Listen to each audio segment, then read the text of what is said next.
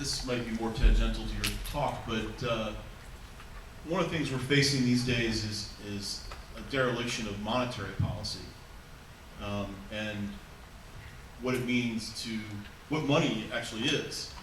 And it's true that we're not a poor country, but at the same time, if you look at what's happened to the dollar and what's happened to its buying power and inflation, I mean, it's just, overall, it seems unsustainable. And To simply keep printing money to cover our costs, or what? right, and sure, we can talk about Ithaca dollars, and we can talk about, you know, sustainable community making in terms of that sort of thing. But overall, a lot of us are concerned about that the country's headed for some sort of currency reset, the way we're going. And I just want to know, you know, if you had any particular thoughts about that. Well, I'd say there's probably people in this room that have a lot more expertise on currency issues than I do. I think my perspective on it, and this is only getting to a piece of what you're saying, is that the biggest mistake we've made around money is that we've divorced monetary wealth from real wealth in almost every respect. I didn't put some of these slides in some other presentations. David Corton's a great writer that I respect. He talks about phantom wealth, and it's phantom wealth because so much of that wealth in Wall Street and the other stock exchanges is in fact completely fictitious. It's speculation built upon speculation. It's money making money. One statistic in the research I did was that in 2008, right before the crash, the worldwide value of derivatives, which is just one financial instrument, a big one, but one financial instrument that's, you know, of recent vintage on Wall Street, the worldwide value of derivatives was $648 trillion. The entire global gross domestic product was $61 trillion. So derivatives alone had 10 times the nominal value of all of the goods and services and in the cash economy produced globally. So that's one example of the fact that, of two things. One is that we have truly increasingly divorced wealth and money from real assets, and there's real consequences, whether it's the degradation of physical assets, infrastructural assets, natural capital, whatever. The other is as you put your eggs in that basket of financial wealth, you tend to then start building your entire trade and economic policy around the idea that always making more money is always the goal, rather than looking at more sort of foundational economic, you know, other indicators of true economic wealth. So, you know, that doesn't really deal with the currency issue, except to say that to the degree in this next generation we can move towards considerably more productive, self-reliant and resilient local households, households and communities as one step. It doesn't make the currency issue unimportant, but we return more of the power of creating livelihood to local communities, which I think is going to be critical. It's going to be critical from an ecological point of view, but I also think because the global economy is so obsessed with monetary wealth that there's almost no way of changing it without a crash, without a major crash. Long time no see. Yes. Say something more about the extractive taking of timber from forests in that project that I know that you got started some years ago. Yeah, so I've often said that the way rural assets in particular, and it's not just rural, but rural assets in particular, like farmland, fisheries, and forests, are treated is we have high extraction and low value. That's the idea. We take a lot out and we don't let much of the value stay. So the normal way that logging goes on in Southwest Virginia and most of the state, sometimes it's clear cutting, sometimes it's something called high grading, but the point is that the forest as a resource is seen as an income flow. It's just like we take what we need when we get it. And then, ironically, because you're damaging the long-term health, the long-term productivity, is then you'll see the logs on logging trucks and trains going out of the area. So you get the maximum negative impact on the resource and the minimum economic impact.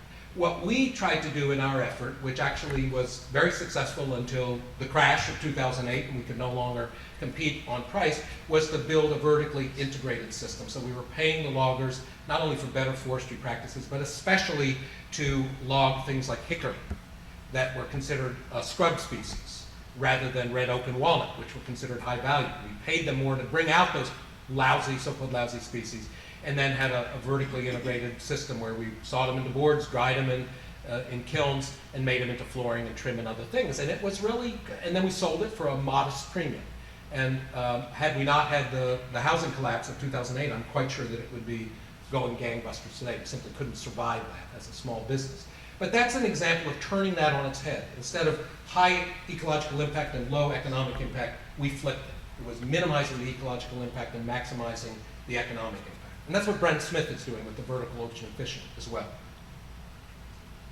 That I try to buy organic, and I go to Elwood Thompson's, but I've noticed in the regular grocery stores there seems to be more organic stuff, and so I try to buy that, and it looks like it's official because it's got organic on it. But I just want you to talk about organic and how it's getting into the supermarkets, and any more thoughts about that? Sure. So we've been certified on our farm most of the last 24 years. It was an old tobacco farm.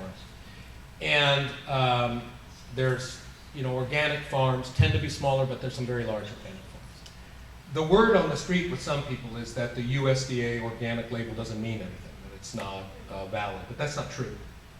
Farmers, to get certified at whatever scale, have to go through a rigorous process of documentation of what they do and don't do. They get inspected every year. It's a costly process for a small farmer. And the inspection is, it's not unfriendly, the inspectors, but it's intended to really make sure that you not only are following the rules, but that you know what you're doing. Because as a farmer, if you've got thousands of dollars invested in something and all of a sudden there's a disease outbreak and you have no clue how to treat that organically, chances are you might bend the rules a bit to do that. So the whole certification process is one of checking on what you do, but also sort of testifying to your knowledge and understanding of the rules. And so what I believe is that if you can buy local organic, that's the best thing. That's the most return to the farmer. If you can't buy that, or if it's a local farmer that you think uses basically organic practices but isn't certified, that's preferable as well. But if not, when you're shopping at Elwood Thompson or you're shopping at Martin's or whatever, certainly buying USDA certified organic is a good thing to do. And you have not a certainty, but a high probability that those farmers met a good standard. The missing piece in the organic standards, by the way, it's more complicated around meat and dairy because the standards are not as strong around meat and dairy as they are grains and produce. But the other issue is just that most of the organic products that end up in the big supermarkets, not the local co-ops, most of them, not all of them, come from really, really large farms. And those really, really large farms probably are following the rules on organic, but they may not be doing more than the minimum. They may not be really restoring the health of the soil and rebuilding the carbon.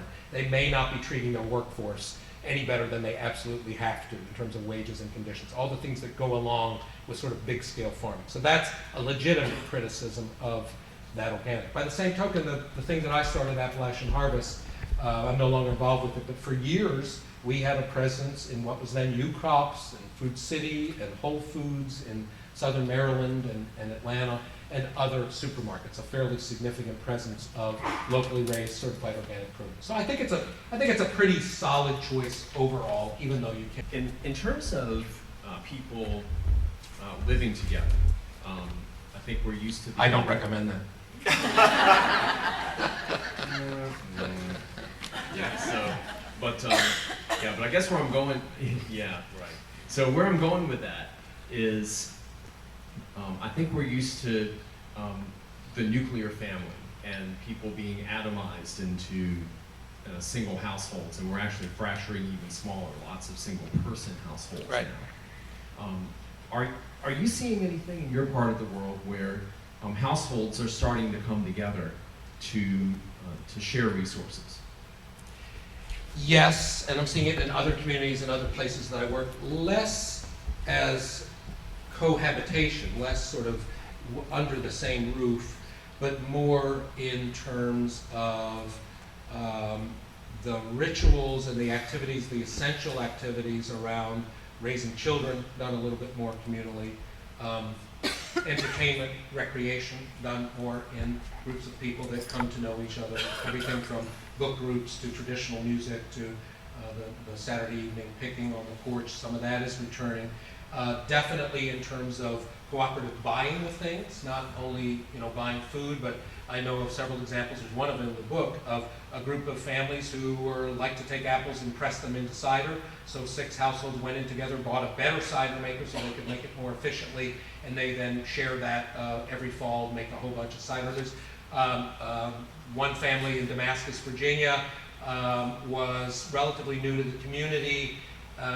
They heat with wood, they have solar panels and heat with wood.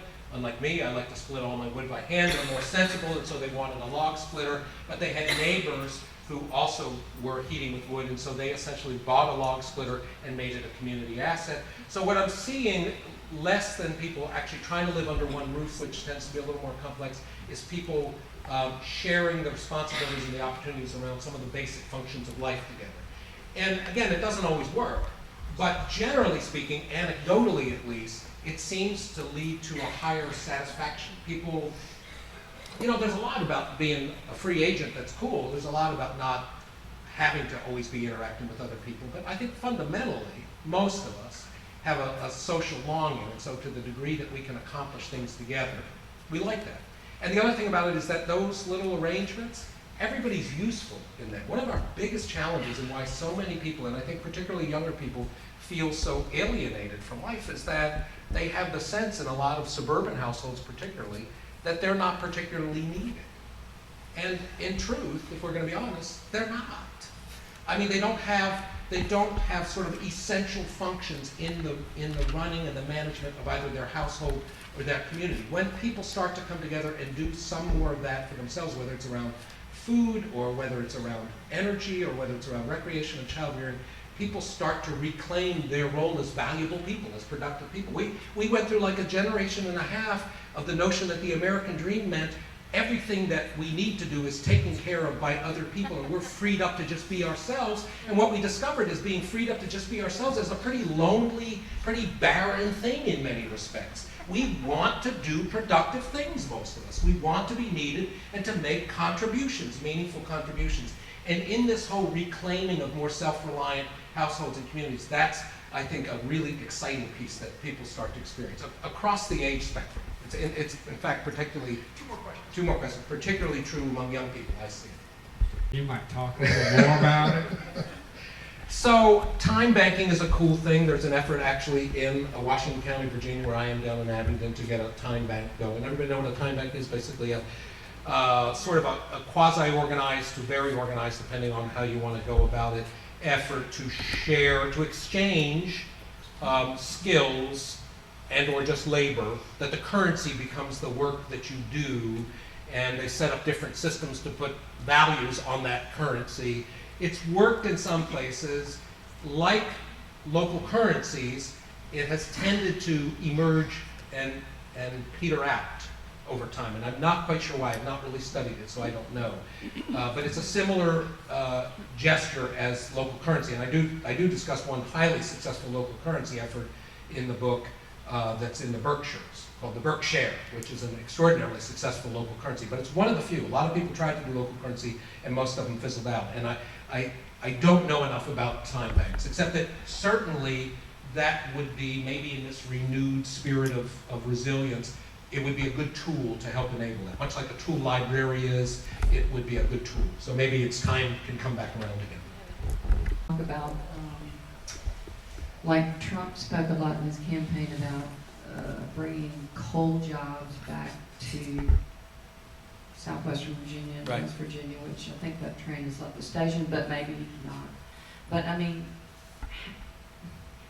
I thought for years that's, even now to go back and do that is not viable. It's not, is it viable? Is it, can this really happen? Because that man up there looks like my relatives, and let me tell you, I know that they've got their hopes pinned on this guy, which I think is extremely misguided, even though I can understand why, but is that? Yeah, so I mean, the coal phenomenon is maybe the most well recited or most recited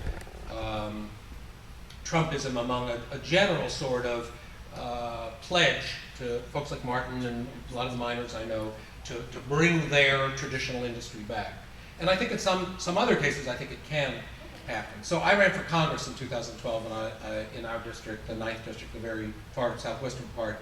And so this, I'm going to get to your question this sort of a roundabout way. And I ran on a platform sort of opposed to trickle down. I called trickle down suck up. I said we had a suck up economy, not a trickle down economy. And also I spoke to the UMWA and eventually got their endorsement. And I didn't win the general election, but I did moderately well for the time. But my point is that I was very direct with miners. And what I would often say, the miners liked me because I'd been there during the Pittston strike. I'd gotten arrested with them. They knew I was pro-labor. They knew I'd fight for black lung. But they were very nervous about me being an environmentalist, right? So when I went for the endorsement, and in many subsequent conversations, I talked about the fact that, you know, I farm, and farming's tough. A lot of regulators don't know just how hard it is to manage the land well, and I relate to that with you. But I also know that as a farmer, I am responsible for what's downwind and downstream of my farm, and it's the same way with the coal industry. I said that, but the biggest thing I said to them was, and let me tell you a little, Glenn, I'm going to take a couple extra minutes, a little funny story. The context for the first time I said this was going to their political action committee in Castlewood, Virginia. There's 60 miners from West Virginia, Kentucky, and Southwest Virginia there. I'm seeking their endorsement because there was 3 Democrats running. I'm ready to get up there and deliver this message about all these different things, including the absolute fact that there's very, very little coal left in the Central Appalachian coal fields. It's mostly in the Illinois basin. There's really, depending on the estimate, only somewhere between 15 and 25 years of coal left, even if we could bring it back, right? So I was all set to tell them that, and they brought the meeting to order, and they had one of the miners who was a preacher to give the prayer, and he starts off and he says, "Dear Jesus, we thank you for everything, and we thank you for this day together, and we especially thank you for our coal, and we know that you put enough coal in our mountains and we can mine it forever, and that's what you put it there for." And I'm thinking, okay, great. I'm not only going up against the UMWA, I'm going up against Jesus seeking this endorsement. I'm going to have to contradict Jesus right here and now. But the interesting part is because I was so consistently frank and spoke about, and I said to the miners over and over, I said, you know, the EPA, you could get rid of it tomorrow, your kids still won't have jobs in the mines. There's just not enough left. And that was even before natural gas had surfaced as such a more competitive fuel. So anyway, and you know, I got the endorsement and I had a lot of support from miners. So Trump has done the opposite. Trump has appealed to sort of both base instincts of people, but appealed to sort of the good old days. I think it's extraordinarily unlikely that there'll be any significant rebound of coal. I think some coal mines will open. I think there will be some reopening in a few places. There'll be the mines where the coal seams are thicker and easier to get to. They have to be because they've got to be the most economically competitive ones, the ones that's cheapest to get out. Theoretically, if you got rid of much of the EPA regulatory structure and all of the subsidies for renewable energy, coal could be competitive enough that it could make a mild rebound, but basically any sort of resurgence is going to be short-lived. And the fundamental disservice that Trump does, and our reigning congressman in the district and most of the political establishment, is to not be honest with the miners and say, we must build another economy. That's what a lot of us have been working on for 30 years, is building that other economy, right?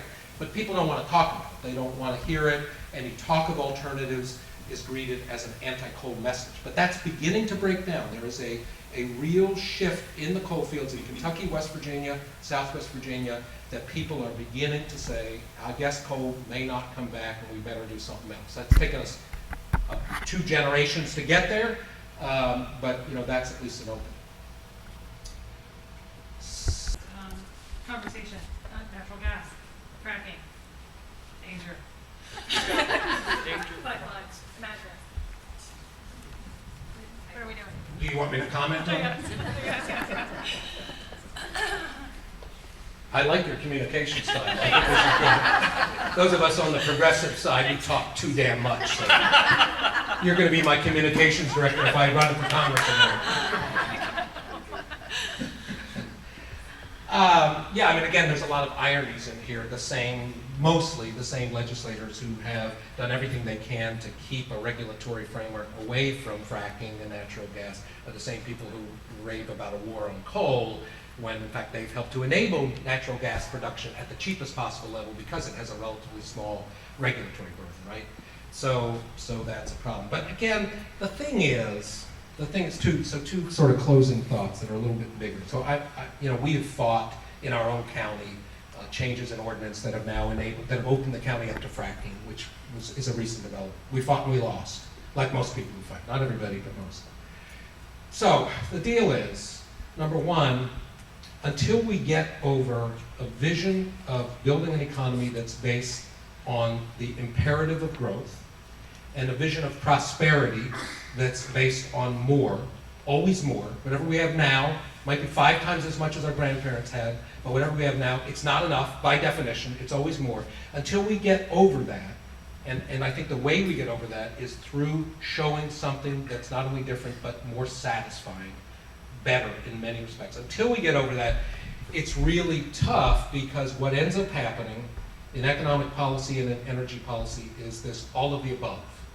And it's not just the Republicans who say that. Mark Warner talks about an all of the above energy strategy. And it comes from this idea that we must have more. And so to diminish access to these vast reserves of gas and oil would be, something we just can't do under that way of thinking. Second thing is that I think, we really struggle with this jobs of the environment, this business versus regulation and all that kind of stuff. And I'll just say that I write about this a lot, but a book that I think is just astonishing in its insights and clarity is Arlie Hochschild's book. You might have heard of it, called Strangers in Their Own Land. She's a sociologist from the University of California, Berkeley. So she's kind of a Barbara Ehrenreich type who immerses and inserts herself into the people that she's writing about. She spent the better part of 5 years traveling to and from, spending days, weeks at a time in rural Louisiana in an area that's referred to as Cancer Alley. And she got to know these people. She really, just came to really admire them and appreciate them. And almost to a person, she profiles particularly about a dozen out of about 40 people that she quotes. Almost to a person, they voted for Trump. Or they were supporting Trump because the election hadn't quite happened, and were basically in the mindset of anti-government, anti-regulatory. And some of it's kind of a mystery, but there's a lot of really good insights, because these folks, much like coal communities, but even more so, were directly, profoundly impacted by the petrochemical, the pesticide companies, all of these. They had off-the-charts cancer rates. They were sick. The bayous, the places where they hunted and fished growing up were mostly completely toxic. They couldn't eat the fish that came out of it. And they knew the culprit. They knew it was these companies. And yet, partly they were stuck economically without alternatives. But the other thing was they blamed the government in part because this whole regulatory structure of this Louisiana Department of the Environment and the federal EPA, as far as they could tell, had a lot of rules and regulations, but had done nothing to protect their bayous, their water sources, and their health. As far as they could tell, that whole vast regulatory structure that the right wing has been talking about for a good 3 decades as the enemy didn't seem to do much. I won't get it exactly right, but one gentleman she quoted said something like, seems like if we spill a little motor fuel out of the side of our boat, they're all over us, but if the companies spill 10,000 gallons of oil, they get away with it. And that was, whether or not that's exactly correct, it could be, I don't know, but that's the perspective. So when we grapple, those of us liberals who grapple with, why do people vote against their own self-interest? Well, a lot of it is that their experience is that this state, this liberal state that's supposed to have been protected, actually has pretty well screwed them for the most part. They haven't gotten a whole lot out of it in a lot of cases. So it's much easier for them to hear another message that says, hey, we're gonna make you great again. So I better stop there because I can go on and on.